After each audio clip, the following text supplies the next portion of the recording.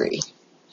Hi, this is Julia Widup with Publishers Speak, and we have with us today author Joan Brown, who is going to tell us about her book she wrote with her experiences as a military wife. So tell us how it all started, Joan. Hi, Julia. Thank you for having me. When my husband and I, my husband's name is Don, we're married. He was working for the National Broadcasting Company, but he had signed up for ROTC at Columbia University because he did not want to have his college education interrupted. And he also loved flying, and they had Air Force ROTC, so he did that. As a result, he had a 3-year commitment, and only 3 years. He was supposed to stay in and then get out and go back to NBC where they were holding his position for him. So we had a year of normal civilian life, and then the fun began.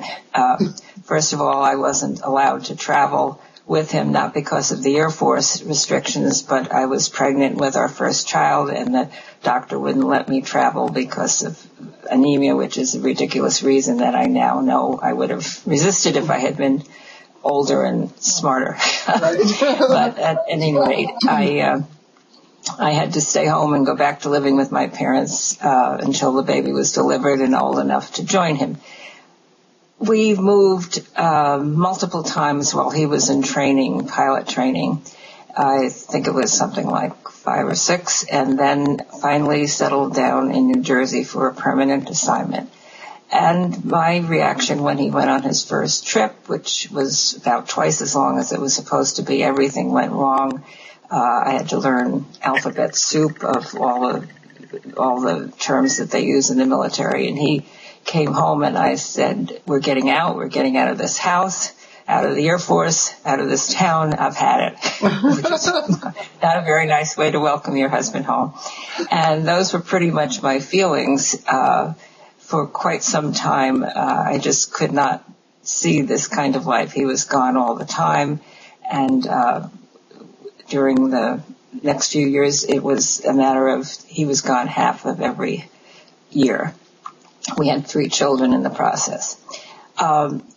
During the course of that, we needed to move from our rental house where mice were running up and down everything, all the halls and even under our bed, and down the stove, in the toaster, popping out of the toaster if it was plugged in when they got hot. In the course of that, we moved to a bigger house, and that happened to be in a neighborhood that had other military families, either former or at that particular time. Without realizing it, I learned from them. They became my mentors just by the way they dealt with things. And so years later, after my husband stayed in with my going along with it, because of this experience with other wives, I was able to say, okay, we'll do this.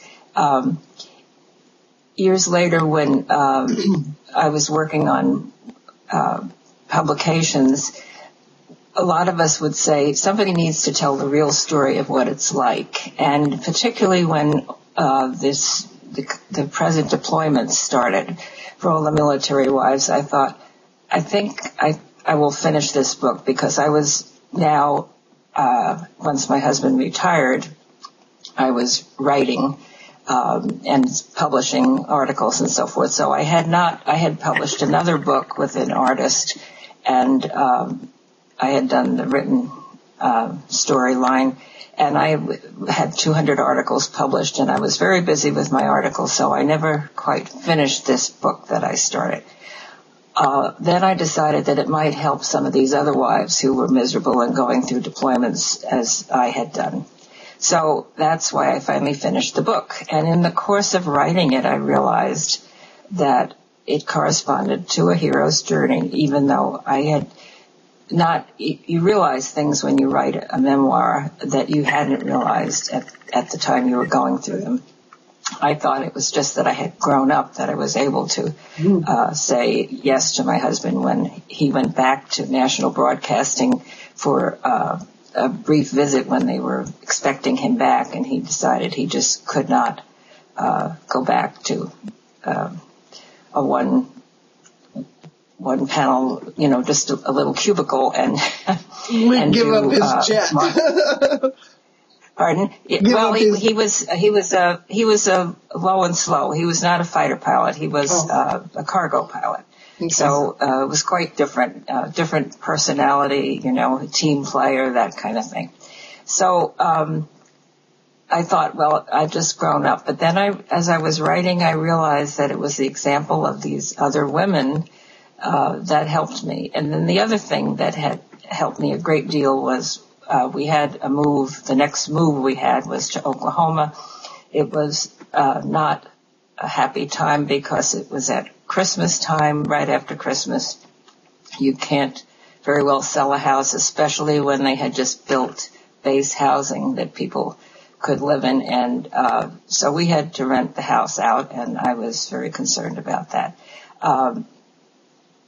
But at any rate, we did make the move, and I was so welcomed at this next base that it made me bond, so to speak, to this family of people there and other Air Force spouses. And I decided that I wanted to give back, and so that's when I started volunteering, and that made a big difference in the entire time. And he was in the Air Force 32 years. I felt that welcoming was extremely important, and I got involved in welcoming other people and so forth, and along with all the other volunteer things you do. Yeah. Of course, I always worried about the children. We had 3, and when they started being pulled out of one school and put into another, sometimes not such a good school, I would worry about that. But meanwhile, I was involved with these Wives Club magazines that were being published, and I was editing them and writing for them. And so we asked psychologists to tell us what they thought without any caveats about what they should think about how this affected the children. And I was holding my breath, as I think a lot of other people were, until we saw what they said. We did this in 2 different places, completely removed. One was Washington State, where we live now, and one was Oklahoma. And they both said the same thing, that the children, just as we would learn so much about other people, and they would mature more quickly and be able to adjust to change and be more mature, and that this would be true unless there were some basic problems in the marriage. So we have found that to be true. Our children had, times that were very hard for them to move, like our son in the middle of high school, and I deal with that in one of the chapters. He was to be editor of the school newspaper in high school as a junior, which was unheard of, and we had to move him to a poor high school, and where he couldn't drive, the other children could because of the age difference, and it was quite a shock for him. But my husband we had a hard time trying to get everybody happy at that assignment, and it wasn't until we had a big discussion after church one Sunday that and everybody was crying and angry and everything else, and my husband told my son that he would get out of the Air Force rather than have him unhappy, and we'd go back to New Jersey.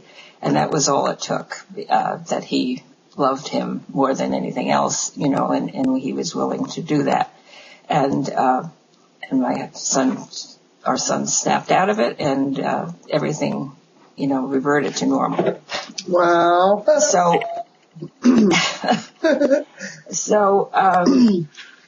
this was the way things went until, there were all kinds of of difficulties. We had do-it-yourself things because we never seemed to have enough money for everything. You didn't get paid a lot, and life was always unpredictable.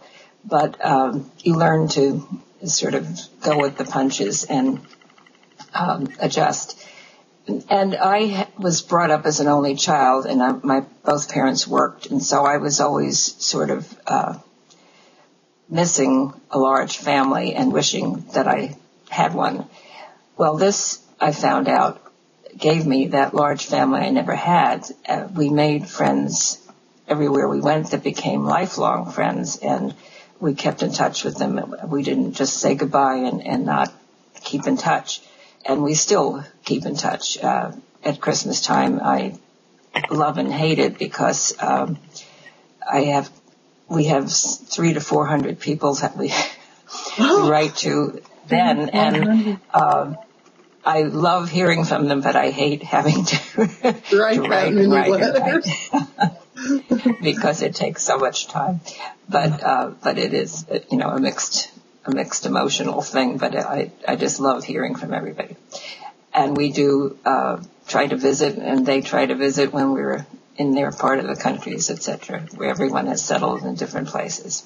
We still stay in touch with those that are active duty, and so that's. But the other thing about the book is that I wanted people to realize that you didn't have to be military to have difficulty moving. Everybody has difficulty moving, and the hardest thing is for the woman in the family. And of course, if she's the one that's moving because of a position, it's even harder because she has to do everything, and children too it's the families that have the hardest time with moves. Lots of things can go wrong, and it takes most people a couple of years to adjust. In the case of the military, they don't have a couple of years to adjust because they're going to be moved again. And they have to keep rolling with the punches.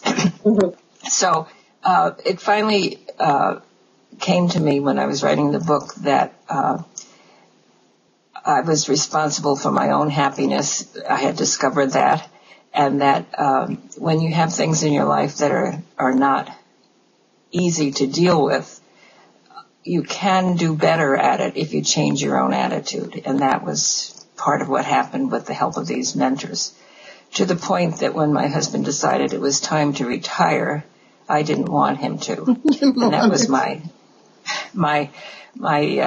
most difficult time in my journey, probably compared to the beginning of it, where I wanted no part of it, because it was sudden and we had no preparation for it, and I was frightened.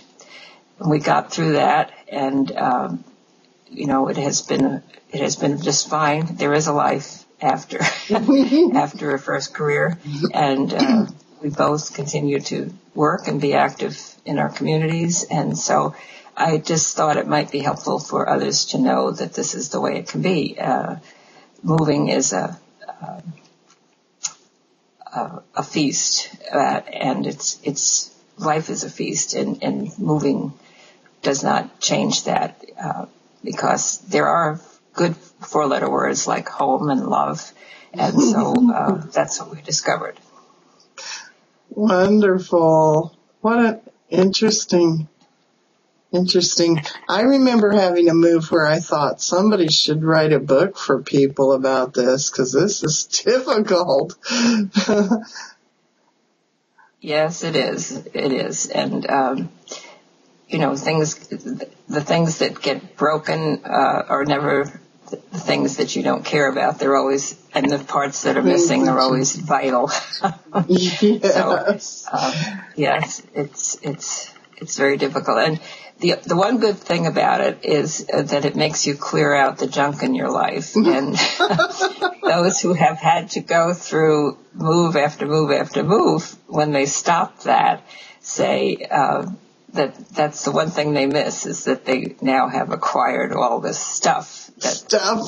they have difficulty getting rid of. So. Oh yeah, I'm amazed how fast you get stuff. I moved back from Hawaii and left everything there because it's too expensive to ship it. And yes. I had so much stuff within a year. It was incredible. So yes, it's just stuff. Yes, and you know, we were allowed to move things, but certain things you couldn't move. You had to take with you in the car if you wanted them, if you were going somewhere that you could get to by car. And then there were other things that if you went overweight, you had to pay for it. So that was a big motivation to try and get rid of things. Yeah. You know, I practically went to the scale and prayed over it when they were moving the truck out because I was so afraid we would be overweight. And where can we pick up your book? It's on Amazon.com, on BN.com, and any Barnes & Noble store can get it. Okay. And I will be doing a signing this Friday is Military Spouse Appreciation Day, which I had set up the signing before Mother's Day, and I found out it was that particular day, and so it's rather fitting. I'll be at Barnes & Noble's in Lakewood, Washington, signing books. On Mother's Day or on? Yes, well, for Mother's Day, on the Friday before the 11th. And I have spoken to a lot of groups. I particularly like to speak to military wives about this, but any group that's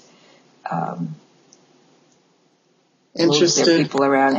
And now the pace has picked up for moves because people are having to relocate for jobs. And this is even more difficult because sometimes they have a house in one place and they can't get rid of it. Yeah. So. And do you have a website? Joan, do you have a website? The publisher's website is www.hearth, that's HEARTHLAND, hearthlandpublishing.com. I have one on WordPress, but the reason I don't have one with my own name is because there are very many Joan Browns. and you have to put a middle initial or something in with it, and that just confuses people. They can't find me. Okay. Yeah, I'm lucky. But I do have one on WordPress. Okay. Yes. All right. Well, thank you for being with us today, and we'll look for your book. I'll put it up on a couple of my websites so people can find it there. I'm the only Julia Widup in the world. Yes, that's a better name than Joan Brown. Yes, I used to do a lot of articles about artists, and I was calling a gallery in California. There was a famous Joan Brown artist, and she had passed away. And every time I had to call to get some information for this article, he would do a double take. He would say, because you'd say, this is Joan Brown. Yes. Well, thank you so much for being on the show. Thank you for having me. Bye-bye. Bye.